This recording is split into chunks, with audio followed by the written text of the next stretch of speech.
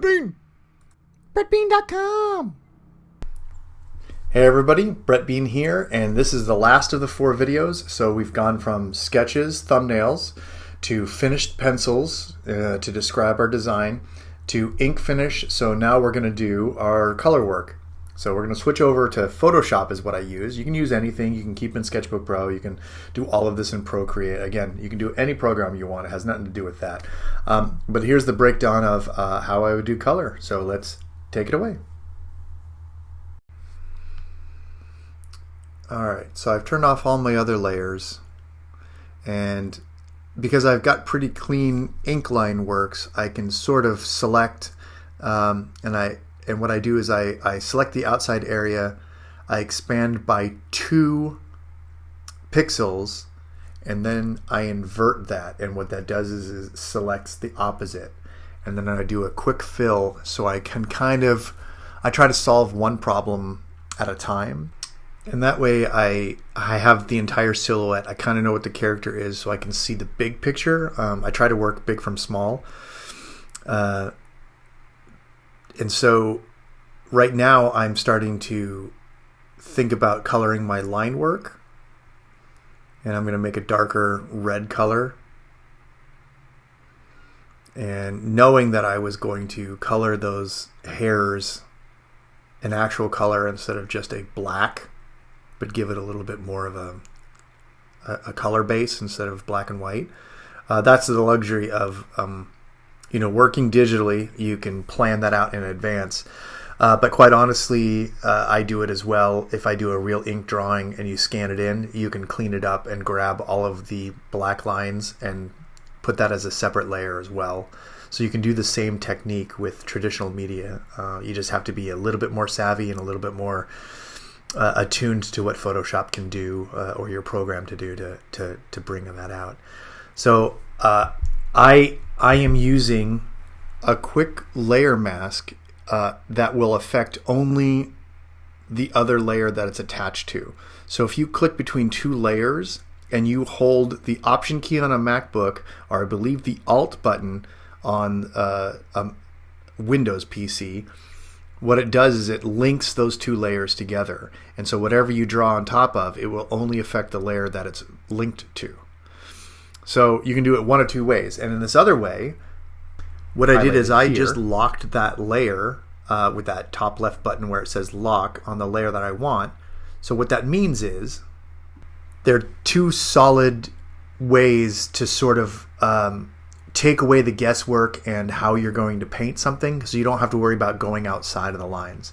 Right now I'm just thinking about the overall lighting, and I don't have to worry about keeping in the arms, keeping in the tail, keeping in the little strands of hair. I'm just working on just the overall aesthetic of the lighting, and I don't have to fight myself on my actual paint strokes. So these are like big overlying, no special brushes. I don't use too many special brushes. I use this one that has a little bit of tooth to it, and then I use airbrush tools, and that's it. Here I am adding in a layer using the Option key on the MacBook to link that layer. And so what I do, this especially with client work, is I separate my colors and my tones, strictly because so many clients want changes and fixes, and I've made a system that helps me navigate those changes when they come and say, oh Brett, we really like the skin tone of the character, but we don't like the color of the horns that you chose, or the eyes, or the hair. And so I have those on each layer, so I can bounce back and forth and change those. So when they say, hey, change this, change that, it's a relatively quick and easy, painless process for the most part.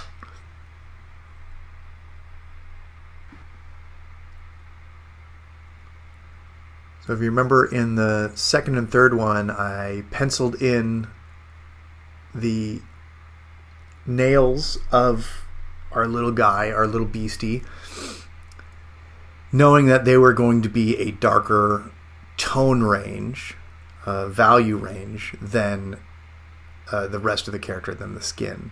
So this is the sort of start, and again I try to work big to small. So I think about the overall full aesthetics of everything instead of just noodling away at the head, which I think a lot of artists do. They kind of concentrate it, but the whole character is the whole character. It's not just one piece, right? So I'm kind of laying in ideas of what I want, but I bounce around because I'm really thinking about the entire image, not just one portion of it. So you can see me color picking and sort of just this I've chosen as just a character design. He's not really affected by real world lighting or anything like that, especially when I design a character for TV or movies or something like that. I kind of take away that element because it's too much guesswork for a 3D artist or an art director or somebody making the decision, or a writer or something like that. If I have all this real world lighting happening everywhere, it's hard for them to understand the base color and how lighting would affect that. So I kind of treat a character design as the base color is just very basic, and it's just about visual communication. And then if we were to get into like a painting, or we were getting into a scene with like lighting, whether it be, he's walking around in a heavily lit cave, or going outside for the first time and he's seeing the bright sunshine, then you'd have a lot more light affecting everything. But I basically kind of use local colorization for my designs, especially for information settings. So again, this is on a separate layer, so if an art director or somebody say like, hey, let's mess around, I want to see what blue eyes look like or something like that, it's really easy for you to grab that layer. If it's you painting on everything on one layer, I like to have all my decisions sort of planned out, and so it's easy to go back and fix. If this was a character design that was approved for a show or approved by me, if I were to do like a full painting, I wouldn't have all these broken down into layers. I'd probably break it down into foreground, middle ground, background, and paint in that way, instead of like this, where it's easy to change all this kind of stuff. I'm just adding a little bit of mood to the nose, and again using just 2 brushes, I think, through this entire process, just to kind of prove out that it's really not about which brush you use. A lot of people ask a lot of that stuff, but you can get a lot of compelling results for very little if you make a compelling character that people can care about, and just a little bit of highlight. Again, you want it to sit back and be a part of the character. If it gets too bright or it gets too in your face, that's what you end up noticing. Not the overall design, but you'll notice that one piece. And so here I'm trying to knock back those horns a little bit, so the eye and the face is the most important standout thing. And it's very basic. It's not a lot. It's just enough information from point A to point B for a simple character design. And you could noodle this away ad nauseum. And if it was a full painting, I would have to take out all that line work and make sure that all that turns, and then you'd have, rim lighting and backlighting. So depending on how you visually communicate or what the end result is going to be, if this is going to be a splash page for a video game, you wouldn't necessarily design like this, even though you could. It depends on what aesthetics you're going for. And here I'm grabbing the inside of the ears, and I'm just gonna oh wait, that's on a different layer. Just gonna grab this other layer, and I'm just gonna tweak that base layer and move around those ears and see. I pull back because I want to see everything, especially when you're making such a color shift. It really changes. If you look, all those colors say something different, right? And every designer's, I could go back and forth on this thread. I can't tell you how many years I've done this over the year, where I've had an art director or CEO or somebody standing over my shoulder, and as you move this slider, I have a personal aesthetic that I go, there it is. and then that art director is going to have another set of eyes, and they're going to go, oh, that's my I like that. And then the CEO, every single person is going to have an opinion. So depending on whose opinion you're really listening to, and it's usually the person with a paycheck, that's where you're going to lean towards, right? So for me, I kind of like the cool blue because it also balanced out the red, and it made his face more interesting and kind of brought everything back up to the top of the head. So that's why I chose blue. But there was a couple choices in there that could have gone either way. Again, that's why I think like there's this. It's not black and white. There's so many subtleties, and it's all based off of preference, and there's no right or wrong to a lot of these choices. It's just, did you hit what you meant to hit? Does all the colors I choose, and the way he looks and the way that he acts, does it reflect our end goal, which was a demon with a heart of gold? And the red of the demon sort of has to be that way, or else we have to describe the demon. I mean, it comes with certain connotations, so you go, okay, I'm going to stick in the red family because demons are traditionally red. And maybe you can branch off from there, but for this purpose, red worked. And it does the heavy lifting for what the character is really about, right? If we used blue and we got rid of the hooves and we got rid of the horns, it would just be like a Muppet, or it would just be like any monster.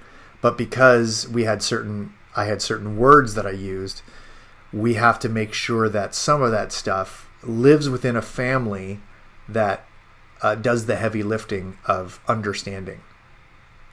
So you're using that as an advantage, right? You want stereotypes aren't always there for good and bad reasons, but you want something to be relatable to what it is, right? It's kind of like why you wouldn't do a medieval setting and all of a sudden you give him like space goggles. You're like, well, that doesn't really work unless you were going to build off on that story.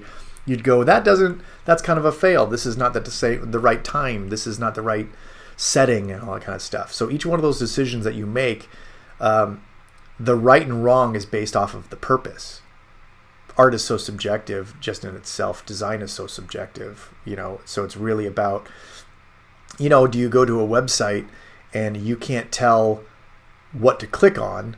That's a bad design. And the same thing can be said about what we do as character designers. If you don't understand who this character is and what they are and kind of what they're about through the character design, it's kind of a fail. It's the click through going, I don't know what you want from this. And so whether complex or not, that's the whole crux of what you're trying to do. You're trying to figure out, how to make something relatable, new, fresh, but at the same time, something that people recognize. Here now I'm just adding a little bit of shadow just to have a little bit of,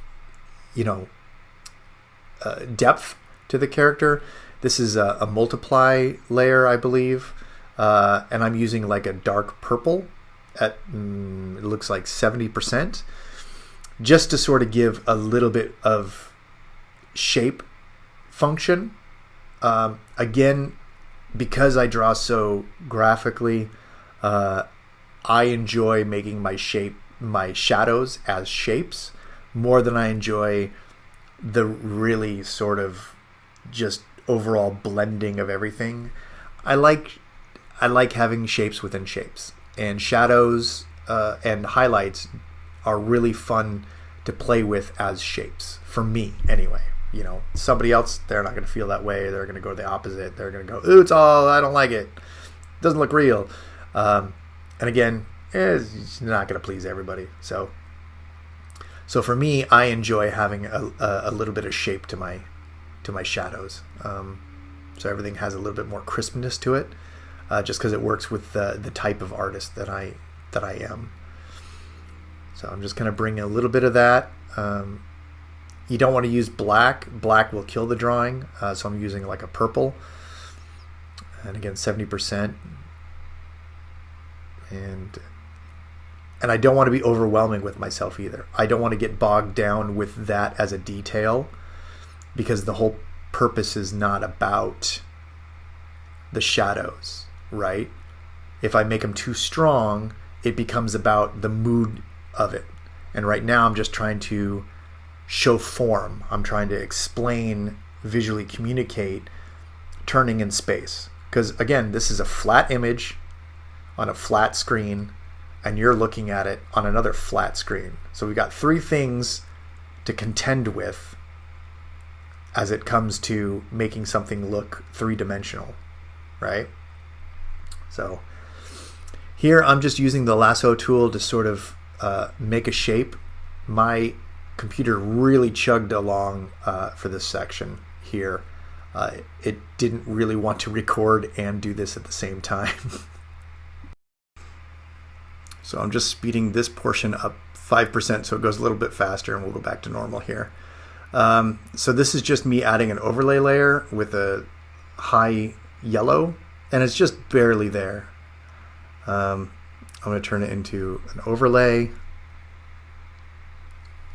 and turn the opacity down just a little bit. And then what I do is I kind of cut back into that just to kind of, again, create some shape.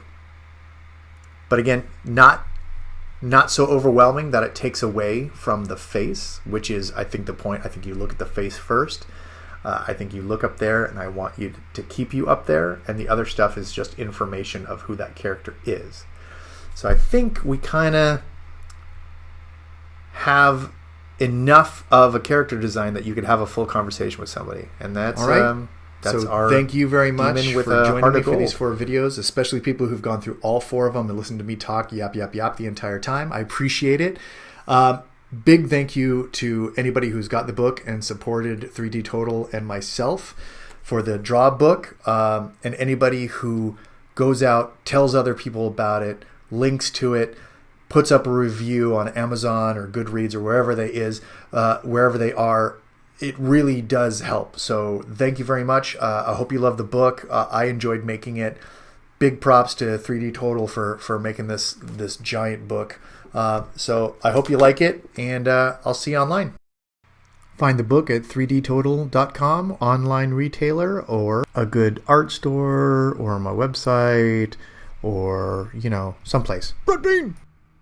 BrettBean.com.